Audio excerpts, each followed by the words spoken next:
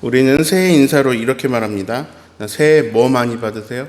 복 많이 받으세요. 복을 싫어하는 사람은 없을 거예요.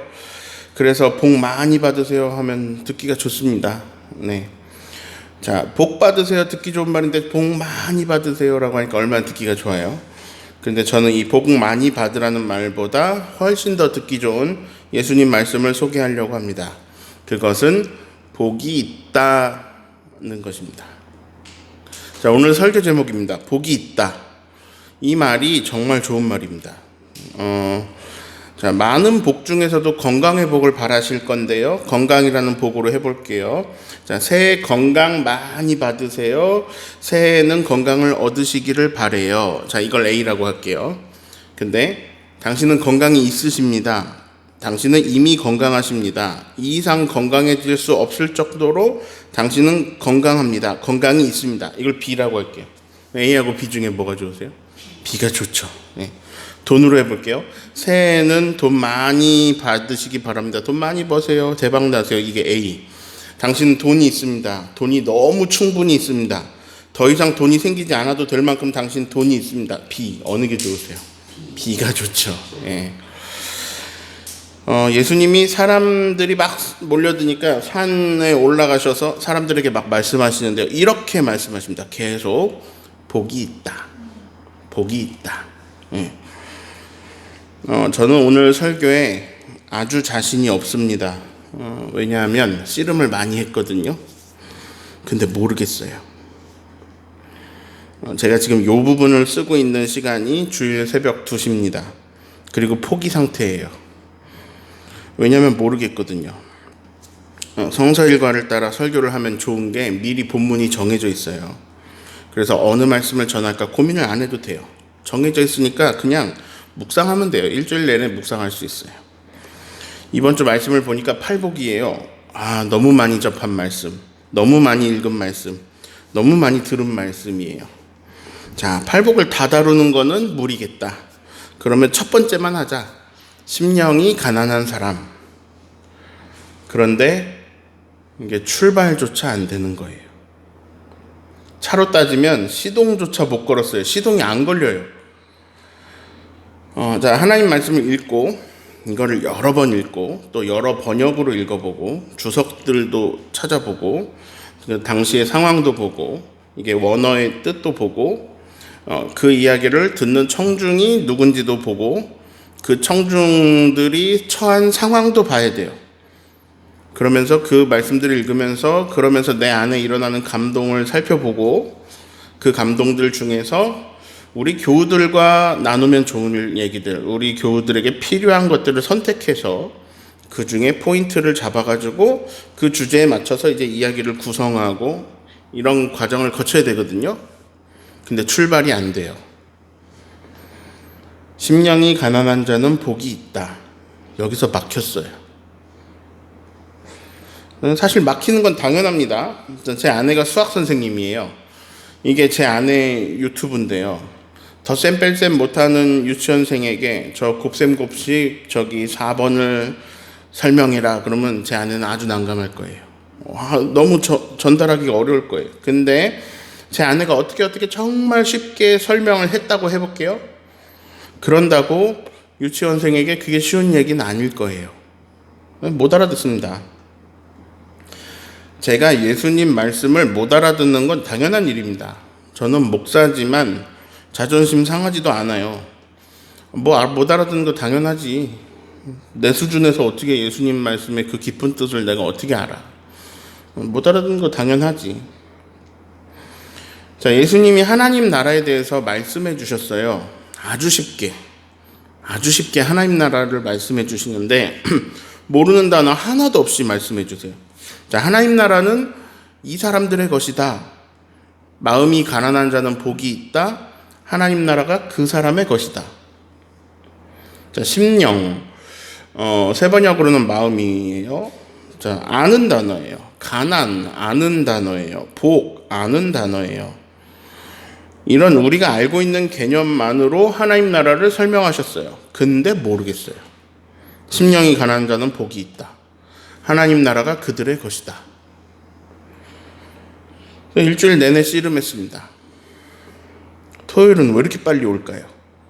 답을 못 찾았는데. 답은 못 찾았지만 어찌되었든 정리는 해야 될 시간이 왔어요. 근데 한 글자도 안 써지는 거예요. 뭔가 전달할 내용이 정리가 돼야 이게 써지죠. 근데 전달할 내용이 제 안에서도 소화가 안 되는데 이걸 쓸 수가 없는 거예요. 시간은 가는데요. 새벽 2시가 됐는데 하나도 안 쓴 거예요. 그래서 저는 속된 말로 똥줄이 탑니다. 네. 근데 갑자기 조금은 마음이 편해졌어요. 여러분의 마음을 읽었습니다. 목사님도 안 되는데 우리는 어떡하시오? 네. 그래, 다 모르는데 그냥 내가 묵상한 만큼만 얘기하자. 네. 그래서 전제를 깔고 시작하기로 했습니다. 우선 첫 번째로 드릴 말씀은 모른다는 겁니다. 전 무슨 뜻인지 모르겠어요. 네. 그래서 제가 오늘 말씀드리는 접근은 오답일 수 있습니다. 예수님 하신 말씀의 진짜 의미에서 벗어날 수 있습니다. 어쩌면 완전히 다른 방향으로 해석했을 수도 있습니다. 그냥 저의 렌즈에서는 이렇게 이 말씀이 다가왔다 정도만 말할 수 있을 것 같습니다. 그래서 여러분이 이 말씀을 꼭 받아들여야 되는 건 아니에요. 그런데 여기까지 썼는데 3시가 됐어요. 더 이상 미룰 수는 없어요. 그래서 그냥 제 안에서 느껴진 부분을 말씀드리겠습니다. 우선 가난을 복이라고 생각하는 사람은 없을 거예요. 네, 예수님 이상한 말씀을 하십니다. 자, 누가복음 6장 20절 읽어볼까요? 예수께서 눈을 들어 제자들을 보시고 이르시되 너희 가난한 자는 복이 있나니 하나님의 나라가 너희 것이며 가난한 사람은 복이 있다. 하나님 나라는 너희들의 것이다. 자, 누가복음은 심령이 가난한 사람이라고 말하지 않았어요. 그냥 가난한 사람입니다. 자, 그래서 저는 이 가난을 이렇게 체감해 보기로 했습니다. 1번, 내가 오늘 쓸 수 있는 돈은 500원이 안 된다. 2번, 오늘 쓸 수 있는 돈은 500원이다. 3번, 쓸 수 있는 돈이 5,000원까지 쓸 수 있다. 4번, 5만 원이다. 5번, 50만 원이다. 6번, 나는 오늘 500만 원 써도 괜찮다. 7번, 나는 5천만 원 써도 된다. 자, 내가 오늘 얼마를 썼을 때 내일부터의 내 삶에 지장이 가지 않는다.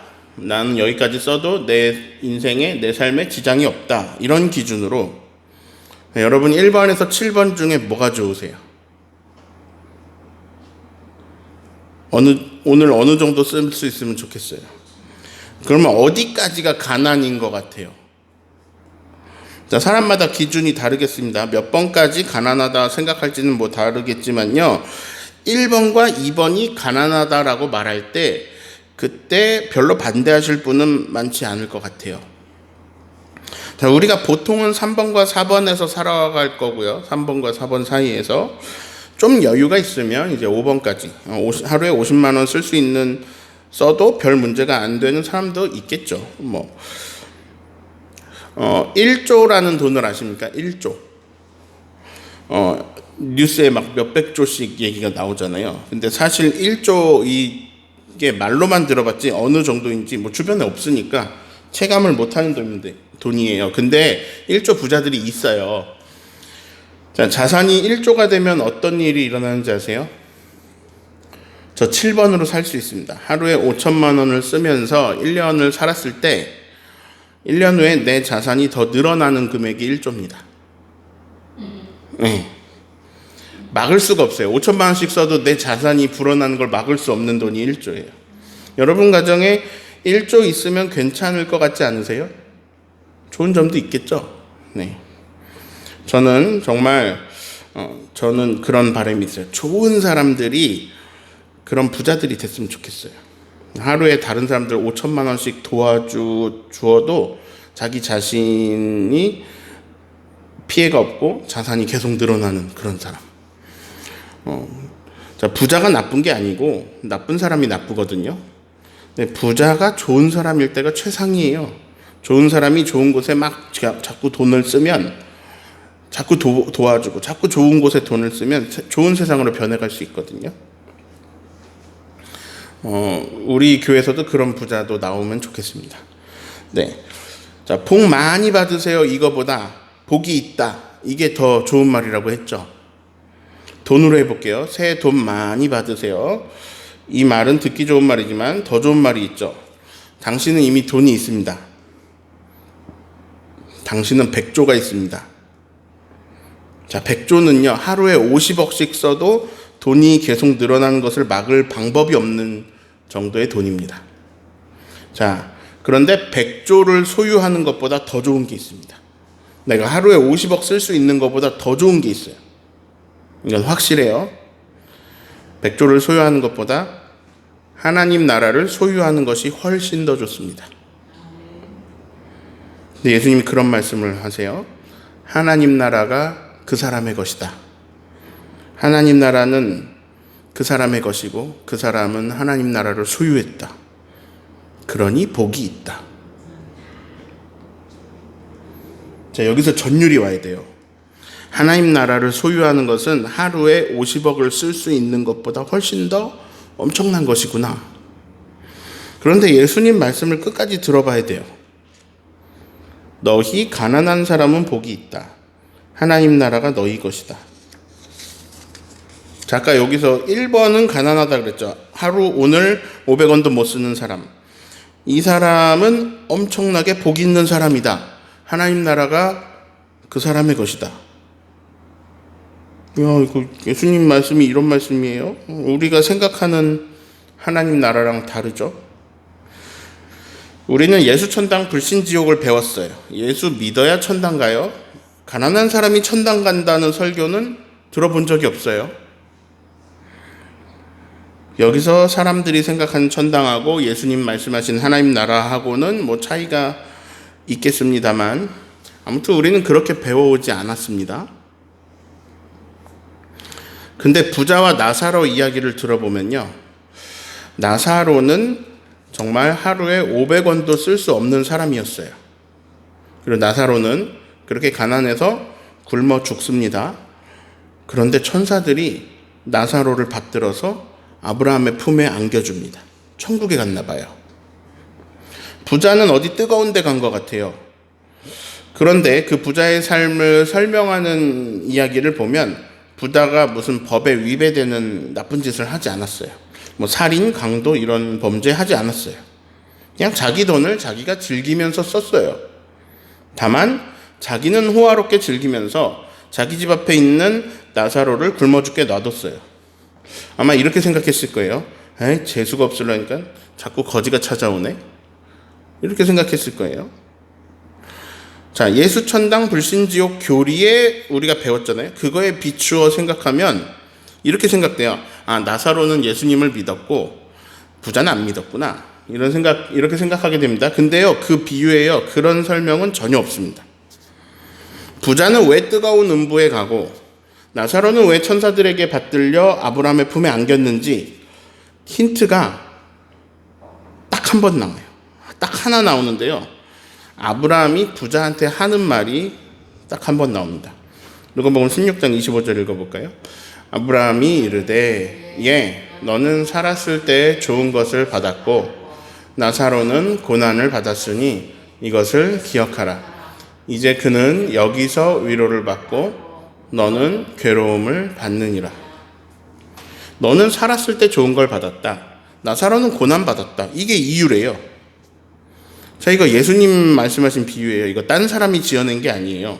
그리고 예수님은 계속 동일한 말씀을 하세요. 자, 누가복음 6장 21절 읽습니다. 지금 줄인 자는 복이 있나니 너희가 배부름을 얻을 것이며 지금 우는 자는 복이 있나니 너희가 웃을 것이며. 자, 누가복음 6장 25절도 읽습니다. 화 있을진저 너희 지금 배부른 자여 너희는 줄이리로다. 화 있을진저 너희 지금 웃는 자여 너희가 애통하며 울리로다. 보세요. 지금 웃으면 나중에 울고, 지금 배부르면 나중에 배고프고 굶고, 지금 울면 나중에 웃고, 지금 배고프면 나중에 배부르고. 이거 부자 나사로 이야기하고 지금 동일하게 말씀하셨어요. 그래서 이렇게 됩니다. 복이 있다. 너희 가난한 사람은 왜냐하면 하나님 나라가 너희 것이다. 자, 나사로와 같이 지금은 500원도 없고 가난하지만 나중엔 천사들이 붙들어 하나님 나라로 이끌어준다고 하세요. 나중엔 부유할 거라고 하세요. 저는 지금 가난을 찬양하고 가난해지기 위해서 우리가 애써야 되고 우리는 막 공산주의를 수호해야 되고 우린 전부 가난해져야 합니다라는 말을 하는 게 아닙니다. 저는요, 가난해지고 싶은 마음이 없습니다. 만약에 가난한 것이 하나님 나라를 소유하는 유일한 방법이라면 그게 유일한 방법이라면 저는 가난하고 싶습니다. 왜냐하면 그 복은 백조 부자가 되는 것보다 더 좋은 복인 게 확실하거든요. 그러나 부유해도 하나님 나라를 소유할 수 있어요. 만약에 부자가요, 나사로를 자기 연회에 초대하고 옷을 입히고 씻기고 또 함께 먹고 함께 웃었다면 부자는 음부에 안 갔을 거예요. 어제 변 목사님이 이런 말씀하셨어요. 제가 본이 되어라 이런 말씀이 신앙인들의 삶을 좀 무겁게 만들고 남의 눈치를 보느라고 자기에게 주어진 고유한 삶을 자유롭게 사는 부분에는 좀 자유하지 못하게 하는 부분도 있겠다, 이런 뉘앙스로 제가 말을 했는데요. 변 목사님의 대답입니다. 예수님도 본이 되지 못했는데요. 당시의 기준으로 보면요. 그 당시 바리새인들이나 율법학자, 서기관들이 보기에 예수님은 전혀 본이 되지 않았습니다. 자기 맘대로 하는 막 이상한 사람이었어요. 예수님은요, 가난한 사람들, 죄인이라고 막 손가락질 당하는 사람들, 이런 사람들하고 거리낌 없이 식사하시고 대화를 나누십니다. 바리새인이 뭐라고 하든 말든. 그리고 그 가난한 사람들, 또 소외된 사람들, 소위 말하는 이 별 볼 일 없는 사람들에게 계속 다가가시고 기쁜 소식을 막 전하십니다. 선지자 이사야도 그랬고요. 그걸 인용한 예수님도 또 말씀하세요. 가난한 자에게 아름다운 소식, 가난한 자에게 복음을 전하게 하시려고 하나님께서 나에게 기름을 부으셨고 나에게 성령이 임하셨다. 이렇게 말씀하세요. 이사야도 그랬고 예수님도 그래요. 예수님은요, 그 당시 종교 지도자들의 기준과는 다른 모습으로, 지금 우리가 보기엔 너무 아름답고 멋있지만 그 당시 다른 모습으로 다르게 본을 보이셨습니다. 그것이 예수님이 강조하신 그대로예요. 그게 뭐냐면 지극히 작은 자 하나에게 잘하시는 거였습니다. 이걸 본을 보이셨어요. 예수님은 지극히 작은 사람들에게 잘하셨습니다. 당시에는 사람으로 인정도 못 받던, 인권 하나 없었던 사람들이요. 어린아이들, 가늠하다 현장에서 잡혀온 여인, 혈루증 앓는 여인, 손 마른 여인, 수로보니게 이방 여인, 남편 5명 있었지만 지금은 다른 남자랑 사는 사마리아 여인, 등등등. 예수님은 다른 사람 거들떠도 안 보는 사람들에게 다가가시고 그들의 필요를 채우시며 도우십니다. 본을 보이셨어요. 자, 시편 41편 1절 읽습니다. 가난한 자를 보살피는 자에게 복이 있으며 재앙의 날에 여호와께서 그를 건지시리로다. 자, 여기에도 복이 있네요. 자, 종합하면요, 가난한 사람도 복이 있고 가난한 자를 보살피는 자에게도 복이 있습니다. 하나님은 그런 자를 건지시며 하나님 나라가 그들의 것입니다. 자, 지금 오늘 제가 하는 이런 설교는 들어보기가 힘드셨을 거예요. 왜냐하면 예수 천당 불신 지옥을 벗어나는 이야기를 하면 교회에서 공격을 받거든요. 그게 한국교회를 지탱하는 어떤 신념이었는데요. 한국교회는 사실 그 신념으로 인해서 무너졌습니다. 자, 종교개혁에서부터 이어진 오직 성경, 오직 믿음, 이런 주제를 강조하는 건 참 좋았는데 그 과정에서 크게 실수했어요. 그리고 잘못된 결로 나아갔어요. 그래서 오히려 그걸 주장하다가 성경에서 벗어나게 되고 믿음에서 벗어나게 되고 예수님 가르침에서 벗어나는 방향으로 이상한 교회를 만들어 버렸어요. 지금 제가 오늘 하는 얘기 다 예수님 가르침이에요. 이런 거 들어본 적이 없잖아요. 교회에서 안 가르쳐요. 벗어났거든요. 그래서 이상한 사람들이 나와요. 정광훈 같은 이상한 사람들이 나오고요. 수많은 이단과 사이비가 창궐했어요.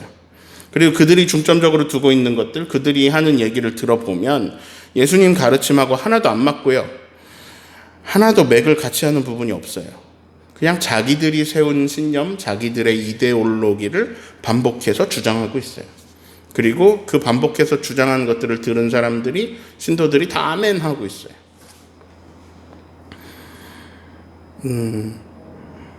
잠깐 샜는데 이제 오늘 본문 말씀 할게요. 오늘 본문은 마태복음이죠. 오늘 마태복음에는요, 가난한 사람은이 아니에요. 심령이 가난한 사람은 복이 있다라고 합니다.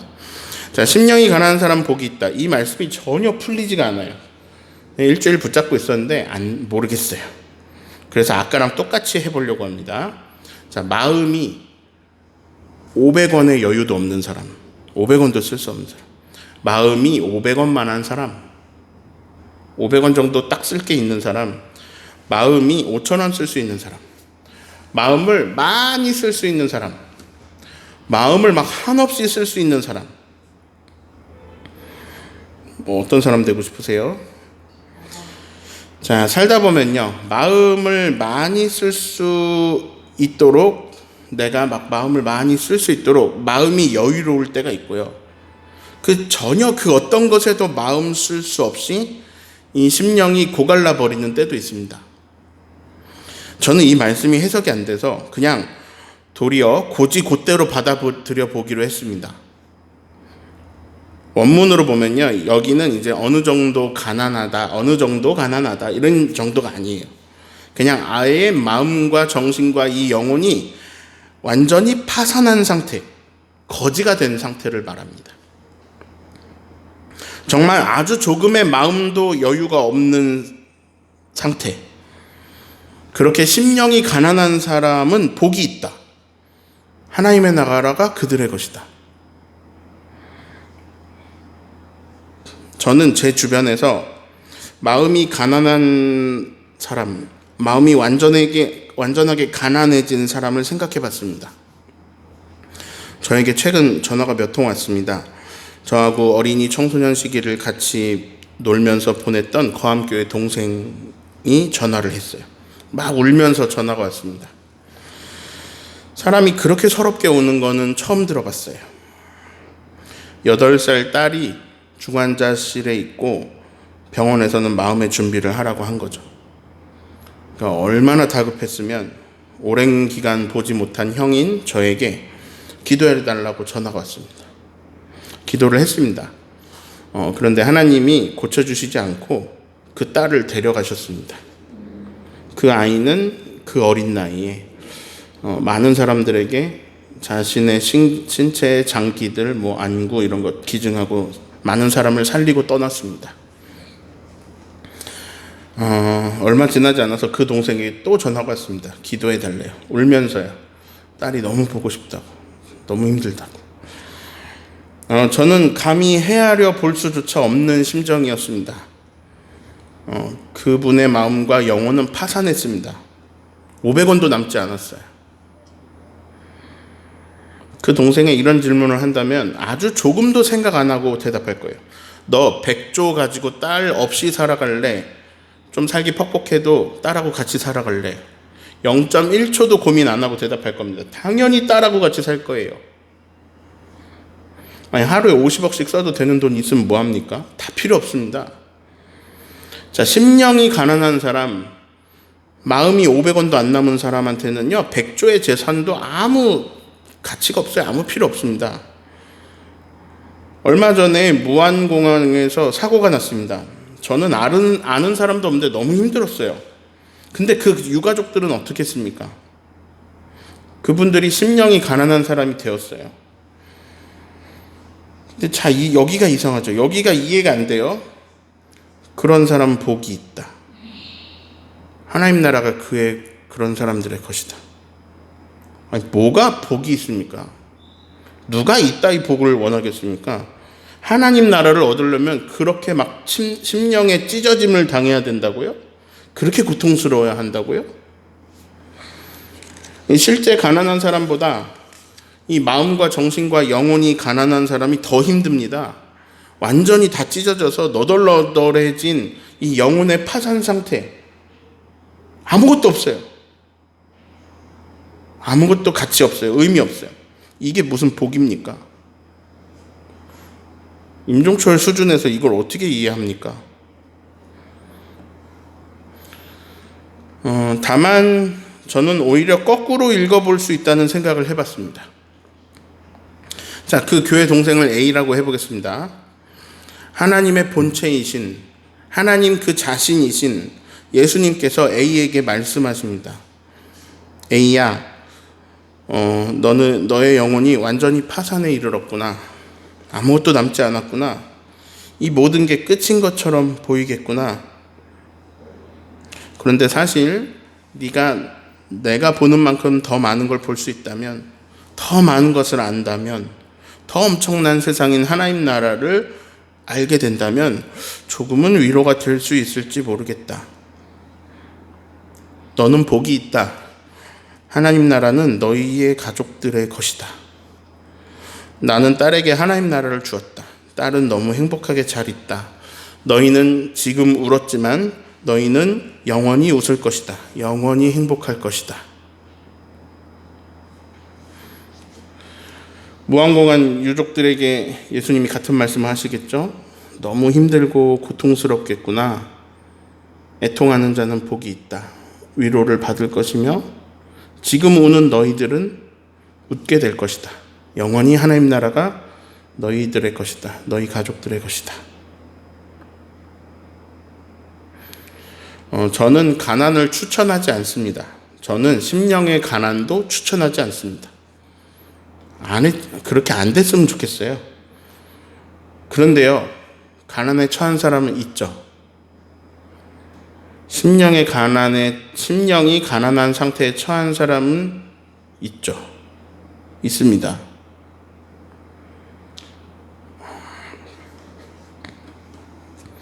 하나님이신 그분이 그들을 위로하십니다. 계속 찾아가세요. 하나님 나라가 너희 것이다. 아무도 그 나라를 빼앗을 수 없다. 내가 주는 거니까, 너희에게. 너희는 여기서 너무 힘들었으니 난 너희에게 더 큰 기쁨을 줄 거야. 내가 그렇게 할 거야. 반드시. 저는요, 그리고 여러분의 심령이 파산에 이르는 상태의 그런 상황에 놓이지 않기를 바라요. 여러분의 물질도 가난하지 않기를 바라요. 그러나 누군가는 가난할 수 있고 누군가는 심령이 가난해질 수 있습니다. 그리고 내가 그럴 수 있습니다. 내가 그럴 수 있어요. 그때 이 예수님의 말씀이 들리기를 바랍니다. 하나님 나라를 줄게. 이 세상에 내가 만든 창조 세계 중에 이거보다 좋은 건 없어. 하나님 나라를 줄게. 생명을 영원히 줄게. 영원히 그 나라, 그 좋은 것을 누리게 해줄게. 이게 다 정말 너희 것이야. 이게 네 거야. 이 예수님의 얘기가 들리기를 바랍니다. 어려울 때. 그리고 우리도 주변의 심령이 무너진 사람들을 위로할 수 있기를 바랍니다. 그 위로가 그 사람의 구멍난 마음에 붓는 작은 물이 되기를 바랍니다. 근데요, 구멍난 독에는 물을 부어도 채워지지 않습니다. 주변의 위로는 사실 큰 도움이 되지 않아요. 도움이 되지만 되지 않아요. 그래도 잠깐이라도 숨 쉴 수 있는 통로가 되어 주십시오. 우리가 예수님처럼 하나님 나라를 주진 못하잖아요. 그러나 우리가 숨 쉴 수 있는 통로가 되어주고 하나님 나라의 희망이 그분에게 있다는 걸 우리도 같이 보고, 그렇게 어려움에 처한 사람들을 도울 때 주님이 이렇게 말씀하십니다. 너는 나에게 참 잘했다. 지극히 작은 자에게 한 것이 나에게 한 것이다. 그래서 너는 창세로부터 너희를 위하여 예비된 나라를 상속받아라. 이게 마태복음 25장 말씀이에요. 창세로부터 예비된 너희를 위해 예비된 나라를 상속받아라. 하나님 나라를 주겠다는 거예요. 누구한테? 어려움에 처한 사람을 도운 사람한테. 정리합니다. 어려움에 처한 사람한테 하나님 나라를 주십니다. 어려움에 처한 사람을 돕는 사람에게 하나님 나라를 주십니다. 이들은요, 복이 있습니다. 왜냐하면 비교할 수 없는 하나님 나라를 소유했거든요. 복 있는 저와 여러분 되시기를 예수님의 이름으로 축원합니다. 아멘.